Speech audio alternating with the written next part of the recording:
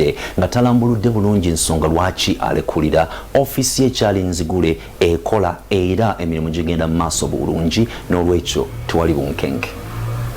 Ekitongole ky'Obuyisiraamu ekibuli kitangazizza nti afisi ya Supreme Mufti Charlie Nzigule wadde nga gibaddemu Supreme Mufti Sheikh Silman Kasule Ndirangwa yalekulidde mu kifo kino olunaku olw'eggulo.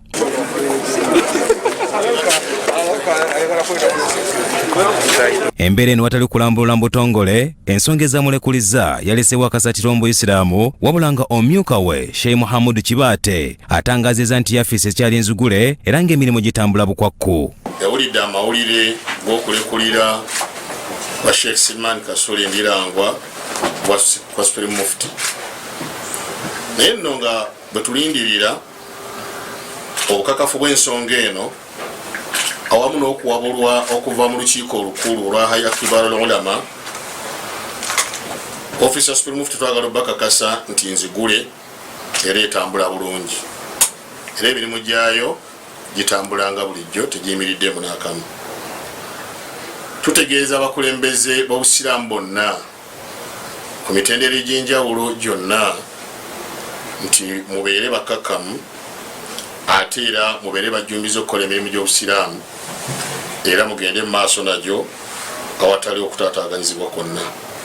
Ewaawo wayinza okuba okusoomoozebwa kuno naye si nsonga nnene nti emirimu gitambulira gijja kuggwa bulungi. Gye buvuddeko omusumba wa House of Prayer Ministries International Aloysius Bujingo yakyalirako n'akubagiza Sheikh Ndirangwa oluvannyuma lw'okufa kwa Sheikh Nuhu Muzaata Batte n'abako ensonga ez'enjawulo ze bayogerako ezibagatta era n'amusuubiza okufunayo akadde amukyalireko ekkanani.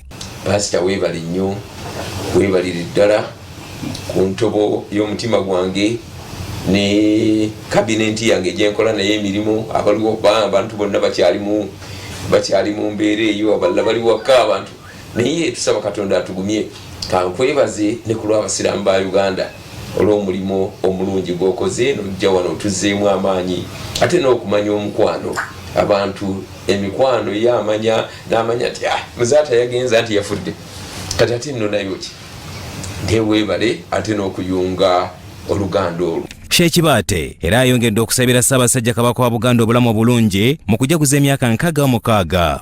Allah amuwa obuwangaazi obulungi era tusaba Allah amuwa amagezi agakulembera abantu obulungi era tusaba Allah amukulembere mu mirimu gyonna.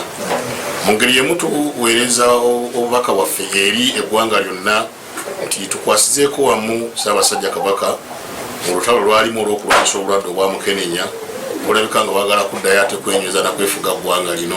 Bw'abadde asoma obubaka bwa Katikkiro wa Buganda Oweekitiibwa Charles Peter Mayiga, amyuka omukubiriza w'olukiiko lwa Buganda Ahmed Lwasa asabye abaami okubeera abasaale mu lutalo lw'okulwanyisa obulwadde bwa Mukenenya mu Buganda. Tugende twetereze bw'osangibwa n'akawuka weeyune obujjanjabi ate ggwe atakalina weekuume. Tukimanyi nti obulwadde buno businga kweyigiriza mu bavubuka ba mu Buganda olw'abantu okubeera abangi n'okubeera wakati mu ntabiro ebikolebwa mu Buganda. N'olwekyo tulina okwenyigiramu buli omu waali okusobozebwe okulwanyisa Mukenenya n'endwadde endala.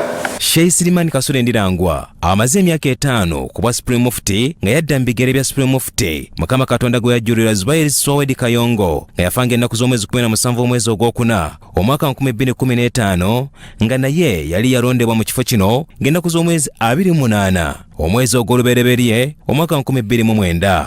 Bya Muhammad Wamala, Sauti TV, Omunnyo.